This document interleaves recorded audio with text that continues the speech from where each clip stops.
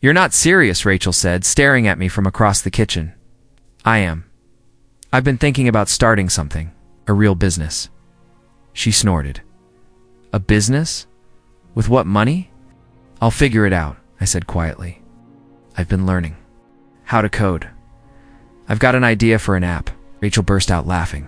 Not a soft laugh, a hard, cruel one. You rich? Can't even fix the leaky sink. Think you're going to be some tech genius now? I opened my mouth, but nothing came out. She tossed her hair over her shoulder, grabbed her phone, and kept scrolling. You've always had dreams, David, big dumb dreams? But dreams don't pay bills. Just thought maybe you'd support. Me, I muttered. She rolled her eyes. Support? What? A fantasy? You want me to wait around while you play pretend entrepreneur? I'm not playing, I said. You're always playing, she snapped. Playing with your little ideas. Playing house. Playing husband. Meanwhile, Travis actually owns property. Doesn't live paycheck to paycheck. I froze, Travis. Her silence answered me. I leaned against the counter. How long does it matter? She said, not even blinking.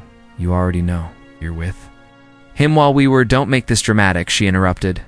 It's not cheating if you've already checked out emotionally. You think I checked out? I asked, voice rising. I worked 2 jobs so we could get by, and it still wasn't enough, she said. I'm tired of scraping by. Small. Travis makes me feel secure. I stared at her. She grabbed her purse. I'll come by tomorrow to get the rest of my stuff, she said. Don't make it weird. You're just leaving. You'll be fine, she said. You've always got your big dreams, right? She turned and walked out. Just like that. No apology. No tears. Not even a goodbye. The door shut behind her. I stood in the silence. My hands shook. I sat down on the floor and stared at the tiles. I remembered laying them one weekend to save. Money, she hated them. Said they looked cheap. I thought they were fine. I thought effort mattered. I was wrong. My phone buzzed. A message from her. Please don't text me tonight. I need space. I didn't reply. I stared at the screen until it went black. My reflection stared back. I looked small, lost. My chest ached, but not in the way heartbreak usually does. It wasn't soft or sad. It was sharp, like something inside me had been sliced open. How could she laugh? How could she throw everything away for someone with a nicer car? I walked to the bathroom, splashed cold water on my face, and looked at myself in the mirror. You rich, her words echoed. You can't even fix the leaky sink. I leaned in closer. You're a joke, I whispered. That's what she thinks. That's what they all think. Something in my chest twisted. I clenched my jaw. Fine. Laugh. Walked back into the living room. Her coat was still draped over the chair.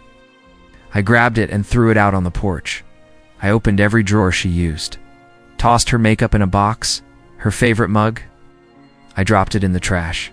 Her scented candle, smashed it against the wall.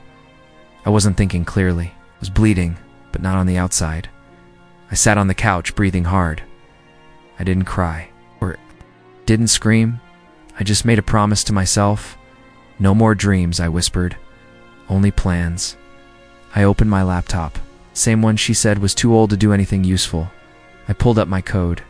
No more waiting. No more hoping someone would believe in me. I'd build it alone. And one day, she'd regret laughing. You're really gonna live down here? My brother asked, wrinkling his nose as he stepped into the basement studio. It's cheap. And it's mine, I muttered, dragging the last of my boxes across the dusty floor. He looked around. This place smells like wet socks and regret, and it matches my life. He sighed. Look, David, maybe you should just take some time. Reset, do something normal. This whole startup revenge thing.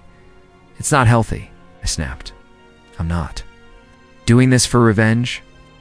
I'm doing it because it's the only damn thing I have left. He shook his head. You're delusional. No, I said, grabbing my laptop.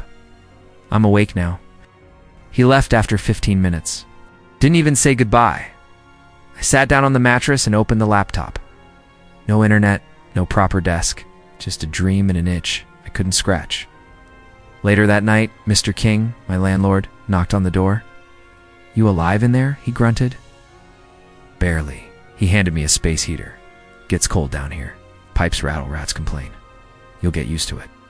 Thanks, I said. He stared at me for a second. You look like you've been hit by a train. More like run over by a marriage. He nodded slowly. If pain doesn't kill you, it'll feed you. I blinked. That your version of a pep talk? He turned. You'll see what I mean. And I did. I worked the morning shift at a warehouse, evenings. As a delivery driver and picked up odd freelance gigs online. At night, I stared at my screen until my eyes burned. You should sleep more, Mr. King warned. I'll sleep when I've built something, I said. Built what? My way out. Every ramen packet reminded me I used to cook her pasta from scratch. Every paycheck reminded me I used to split rent with someone who now lives in a luxury apartment. With the man she left me for, I deleted our wedding photos, but I couldn't delete the sound of her laughter. It echoed every time I hit a bug in my code. Every time my body begged me to quit. You're a joke, she'd said. Not anymore, I whispered into the dark. One night, my code crashed again. Hours of work, gone. I punched the wall. Mr. King banged. On his side of the basement, keep it down, rage monster. I yelled back, sorry. Silence. Then try duct tape. Works on pipes and broken hearts. I laughed for the first time in weeks. Still it hurt. Every step forward came with bruises. Clients ghosted me. Job apps got ignored. The app idea I was working on felt too big for a guy sleeping next to a water heater. He looked tired, the warehouse supervisor said one morning. You going home after this? No. Delivery shift. He blinked. You don't stop, I can't. He paused. Whatever you're trying to prove, I hope it's worth it. It will be. It had to be. On weekends, I studied other apps, watched tutorials, wrote code until my fingers cramped. Failed more than I succeeded. But every time I wanted to give up, I heard her again. You, Rich. It kept me moving. Months passed, my beard grew out, my savings barely grew, but my code got cleaner, faster. Mr. King slid a note under my door. One morning, you still breathing? That's a win. Keep going. I pinned it above my mattress. This wasn't revenge anymore. It was resurrection. One night I whispered into the silence, I'm not broken, just rebuilding. I didn't need applause. I needed to survive, and I would, even if it killed me trying. You ever sleep? Mr. King asked, tossing a bag of instant. Coffee on my doormat. Barely, I mumbled, rubbing my eyes. You smell like burnt wires and bad choices. Sounds about right. I dragged myself back to the desk, opened my laptop, and stared at the lines of code. The screen blurred for a second, then cleared. I reached for the coffee, poured hot water, took a sip, and hissed. It tasted like punishment. But it kept me awake. At 8 a.m. sharp, I was under the hood of a car at the garage. Oil in my nails, wrench in my hand, silence in my mouth. I didn't talk unless I had to. You're quiet, Kyle, one of the other techs said. You mute or just miserable? I'm building something, I replied. He laughed. A time machine? No, an app. He blinked. Like on a phone. Yes. What for? I shrugged. You'll see. He chuckled and walked away. Most people did.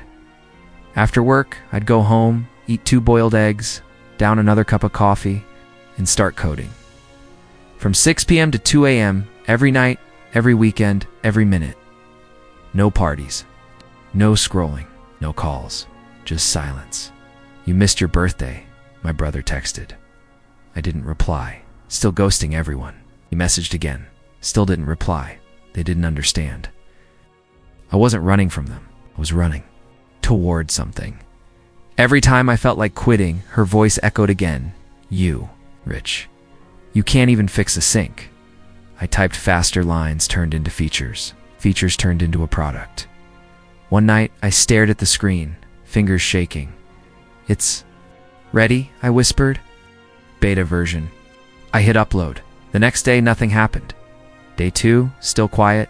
Day 3, someone left a review. App doesn't work. Crashes on launch. I closed my eyes. No, no, no, no. I reopened the code, found the bug, fixed it. We date out. 5. Another crash. Different bug. Another patch. I started sleeping 3 hours a night. Coffee became a food group. My hands cramped. You alive? Mr. King asked through the door one morning. Define alive, I said. He slid another coffee bag across the floor. Still breathing. Barely counts. Day 7, no crashes. Day 8, a blog called Indie Dev Weekly wrote a 2-line feature. Small, but smart app by unknown dev shows promise. I read that line 100 times. Unknown dev, I whispered. That's me. A trickle of downloads came in. 1 turned to 10, 10 to 30. Not bad for a guy who can't fix a sink. I muttered. Kyle noticed. Hey, is this your app? He asked, holding up his phone. I nodded. This thing's trending on some niche list. It's actually kinda good. I didn't smile. Not yet. Instead, I went home, looked at the screen and whispered, You still think? I'm a joke. The download counter ticked upward. I refreshed. Again and again. The silence felt different that night. Not empty. Focused. For the first time, it didn't feel like I was just surviving. I was building alone. In a basement. Fueled by cheap coffee and a broken heart? And maybe, just maybe, I wasn't crazy after all. The venue buzzed with lights, tech banners, and people trying too hard to look casual in suits. You ready, David? As my assistant asked. As I'll ever be. Night was our company's annual tech event. Founders, investors, partners. Media? I was supposed to smile, network, shake hands. Instead, I stood by the open bar, sipping sparkling water, watching the door. And then she walked in. Rachel on Travis's arm.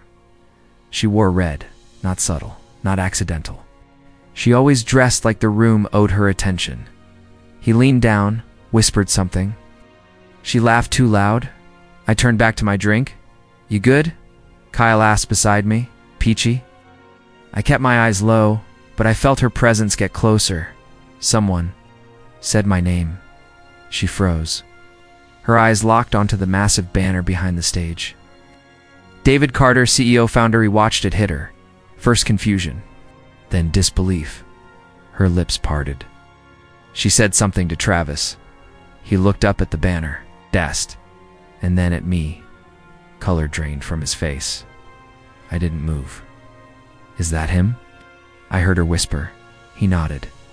Yeah, that's David. She looked like she'd swallowed glass. The MC called me to the stage. Please welcome our founder and CEO, the mind behind the madness, David Carter. Applause. Cameras. Flashes. I stepped up, took the mic. Thank you, I began. Not long ago, I lived in a basement, eating ramen, writing code next to a space heater. People laughed when I said I'd build something. Some walked away. Paused, my eyes met hers in the crowd, but pain's a great teacher, I continued, and silence can be the loudest motivator. The crowd clapped. I smiled. I stand here not because I never failed, but because I never stayed down. Another pause. Tonight isn't about success. It's about the struggle that shapes it, and the people we become when nobody believes in us. Applause again.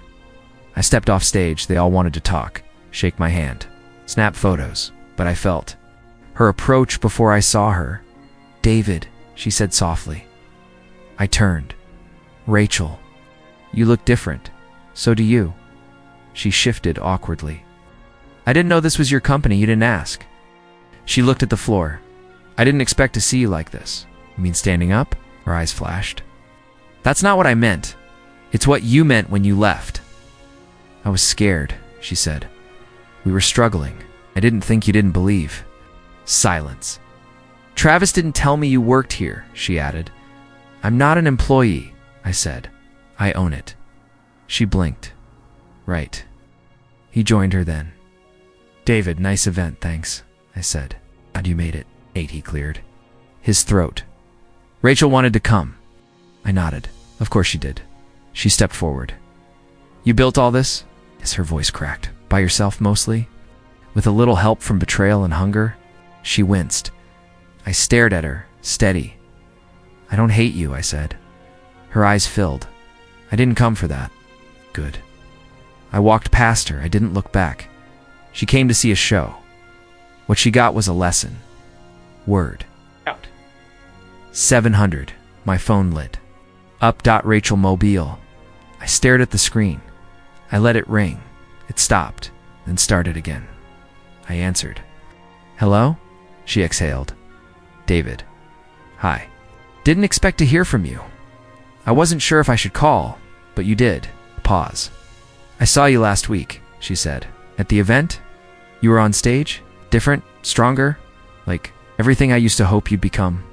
Funny, I said. You used to hope I'd get a better job. Now you hope I'm different. I didn't mean it like that. How did you mean it? Another pause. Then I miss you. I closed my eyes. Why?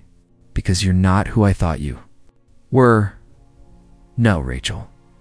I am exactly who I said I'd be. You just didn't wait to see it. Her voice trembled. I made a mistake, made a choice. He's not the same, she blurted. Travis, he's different now. Cold, distant. I said nothing. He doesn't look at me like you used to. I waited.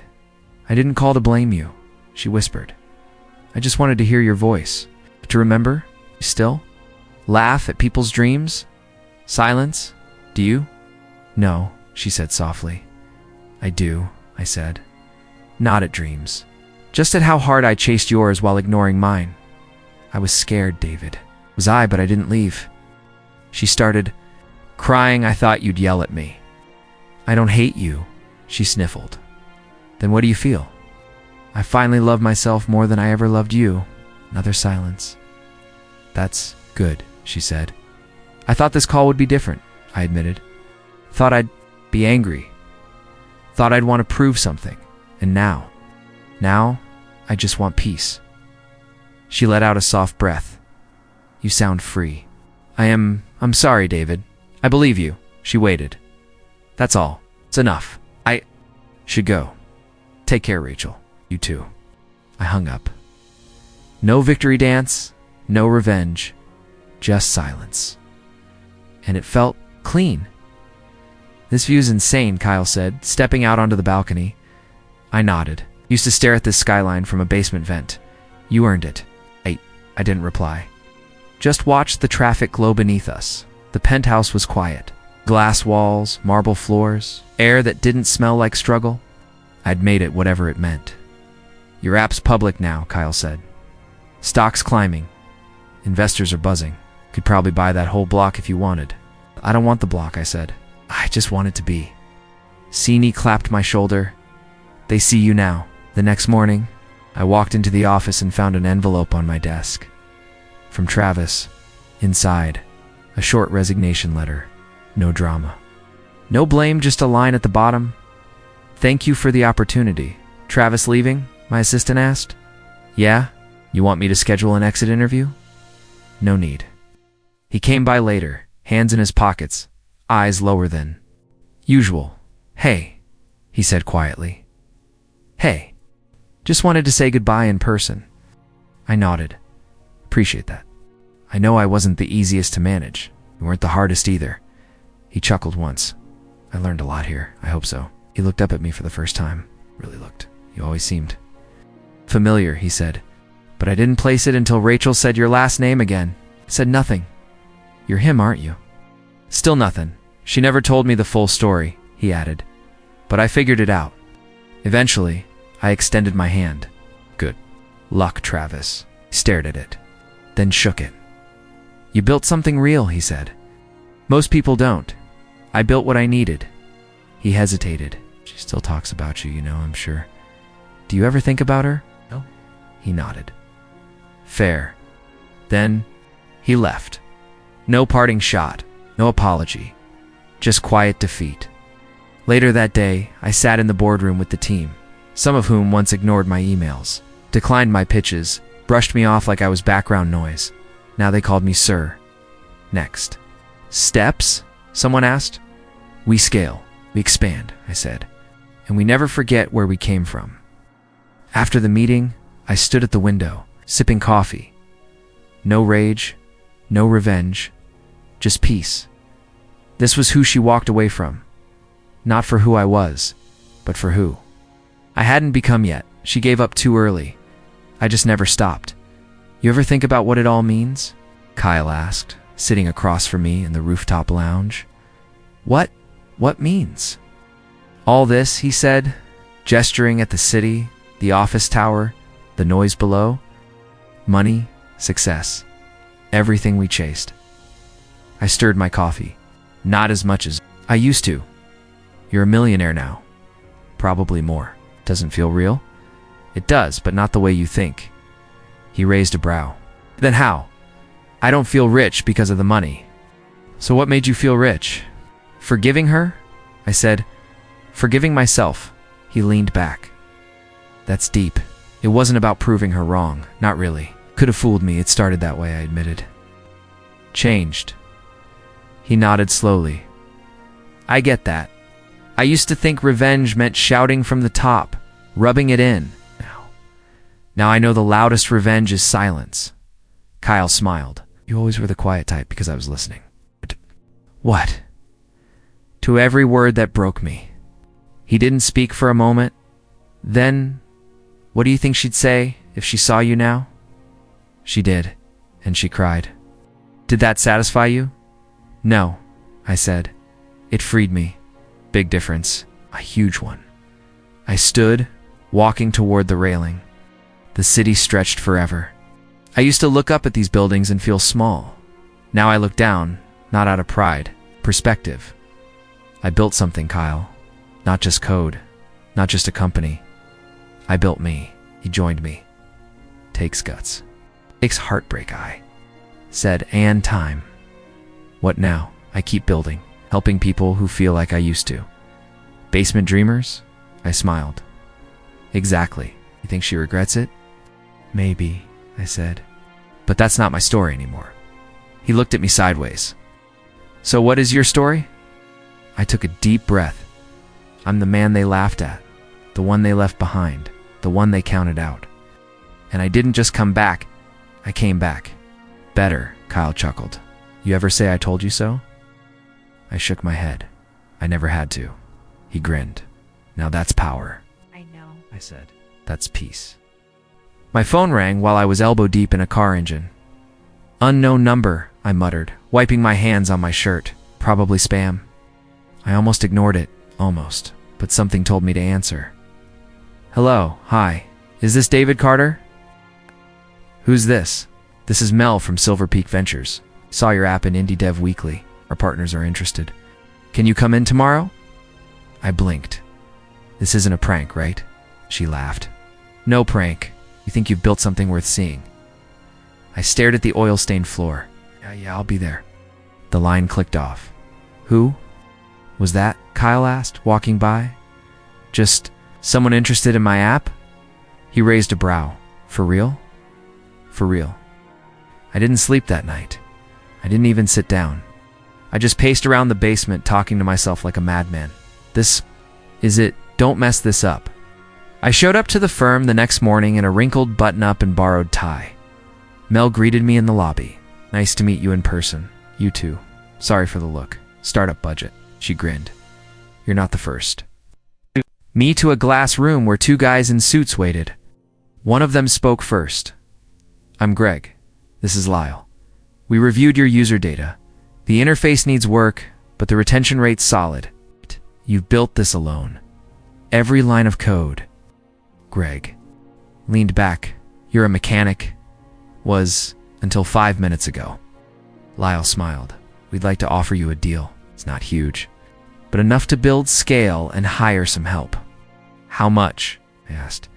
They slid the paper across the table. I didn't blink. I didn't negotiate. I'm in. You sure? Greg asked. I've been sure since I was sleeping next to a water heater. They laughed. Mel handed me a pen. I signed. On the way out, she said, Congrats, David. You're no longer invisible. I stepped onto the sidewalk like it was a runway. First stop. Thrift store. Bought a clean black button-down shirt. I looked in the mirror and barely recognized the guy staring back. Second stop. Bakery, Mr. King. Opened his door, frowning. Hey, you. Die and come back rich. Sort of, I grinned. Here's a chocolate croissant. And this I handed him an envelope as rent. 1 year, paid in advance. He stared at it, then me. You rob a bank? Worse, I built an app. He snorted. You don't say. I stood outside the basement that night, looking at the door like it was a memory. I walked in slowly. Sat down at my desk. Stared at the glowing screen. Then I stood in front of the mirror, the one cracked in the corner. She won't recognize you, I whispered. I could see it already. Rachel's face, frozen in disbelief. Her jaw clenching, her smile dying. But I didn't post. Didn't announce anything. Didn't rub it in. Karma doesn't need help. It just needs time. And I had all the time in the world now, David. My assistant called from the doorway. HR just sent up the new hire. You free? Yeah. Send him in. I stood, brushing off my blazer. My desk was spotless. Sunlight pouring in from the floor-to-ceiling windows. The skyline behind me looked exactly like the one I used to stare at from my basement ceiling. Door opened, and my heart stopped. He stepped in with a folder under his arm and confidence on his face. Hey, I'm Travis, he said, offering his hand. Travis, her Travis. I gripped the edge of my desk so tightly my knuckles turned white. He didn't recognize me. I looked straight at him, then at his hand. Welcome aboard, I said, shaking it. Glad to have you, Travis. Thanks, he smiled. Really excited to be part of the team. It's impressive what you've built here. Appreciate that. He scanned the room. Nice office. I've worked hard for it.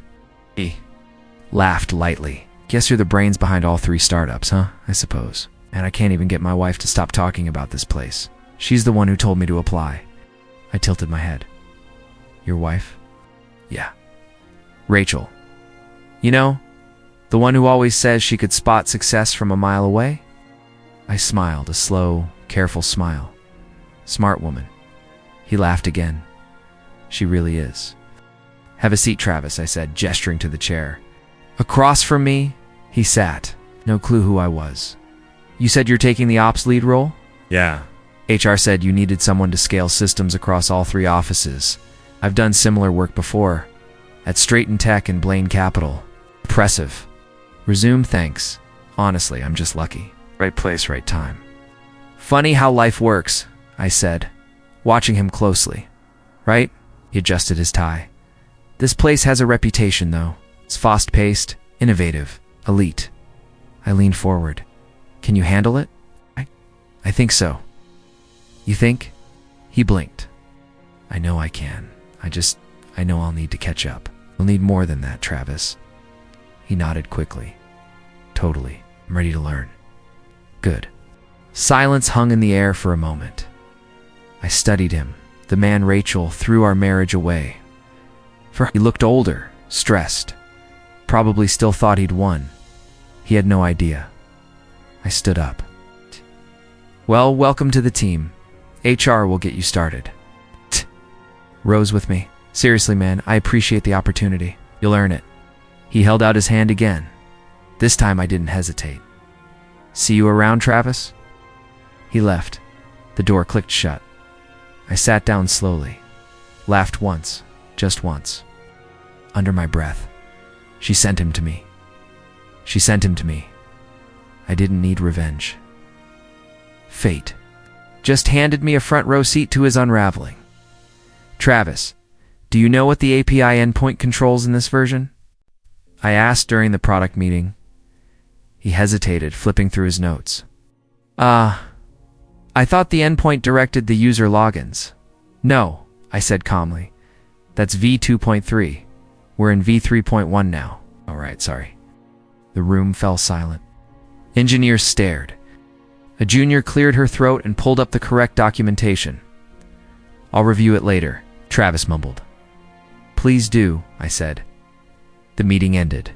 He rushed out before anyone else. I didn't stop him. By Thursday, 3 different teams had come to me directly with issues he couldn't solve.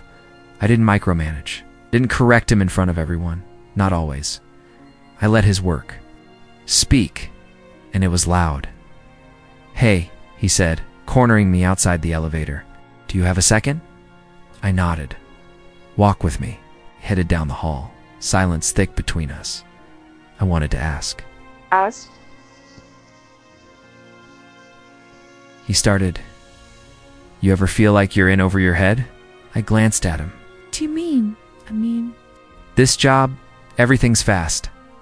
People expect answers I don't always have. I'm trying, but it's a lot," I finished for him. "Exactly," I nodded. "Yeah, I feel that." He looked surprised. "You do? Every day? Really?" I stopped walking. "You think success means the pressure disappears?" "I guess I never thought about it. You know why I'm here, Travis?" He shrugged. "Because you're brilliant?" "No, because I never quit." He stared at me. I stared right back. "That's it," I said. "I didn't quit when people laughed. Didn't quit when they left. Didn't quit when it all broke." He didn't blink. "Now I run 3 companies. Not because I'm the smartest, but because I stayed when it hurt." He swallowed. "That's damn." I nodded and walked off. He stayed behind, frozen in the hallway. The next week, fumbled again during a partner presentation. "We're forecasting around 20,000 in Q3, assuming stable user growth," he said. "Actually, we're projecting 35,000 based on the latest analytics," the junior analyst corrected. He turned red. Afterward, he knocked on my door. "Can I talk to you?" "Come in." He shut the door softly. "Am I failing at this?" I leaned back. "You tell me?" He sat down. I don't know what I expected. I thought I could just walk in and, get it. Some people do. I'm not one of them, am I? I said nothing. "I want to do better," he said. "I really do." I looked at him. This was the man Rachel left me for: confident, successful, secure. Now, he looked lost. "I'll help where I can," I said. "Thanks, man. Really." I nodded once. As he left, I whispered, "You still think I'm a joke?" He didn't hear me, but it didn't matter. He was already starting to learn.